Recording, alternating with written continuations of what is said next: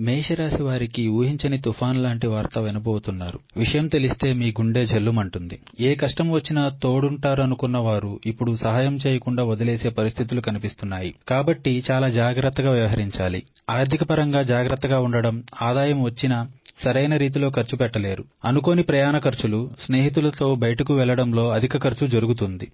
వారు డబ్బు తీయకుండా మీతోనే ఖర్చు చేయిస్తారు. కానీ మీకు అవసరమైనప్పుడు ఆర్థికంగా సహాయం చేయరు.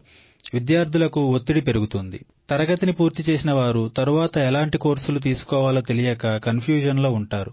ఇతరుల మాటలు పట్టించుకోకుండా మీ శక్తి సామర్థ్యాల ఆధారంగా నిర్ణయం తీసుకోవాలి.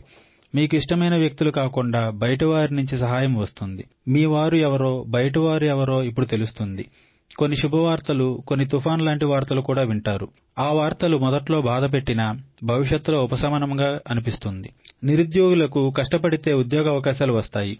ఉద్యోగంలో అభివృద్ధి, ప్రమోషన్, ఇంక్రిమెంట్లు, విదేశీ అవకాశాలు, ట్రాన్స్ఫర్లు అనుకూలంగా ఉంటాయి. కుటుంబ విషయాల్లో ఓర్పుతో వ్యవహరించాలి. అనవసర సంభాషణలు నివారించాలి. మీ గురించి, మీ కెరీర్ గురించి ఆలోచించండి. ఆరోగ్యపరంగా చిన్న సమస్యల్ని కూడా పట్టించుకోవాలి. నిత్యం శివారాధన చేయండి. మీకు ఎటువంటి జ్యోతిష సమస్యలున్నా గురువుగారిని ఒకసారి సంప్రదించండి.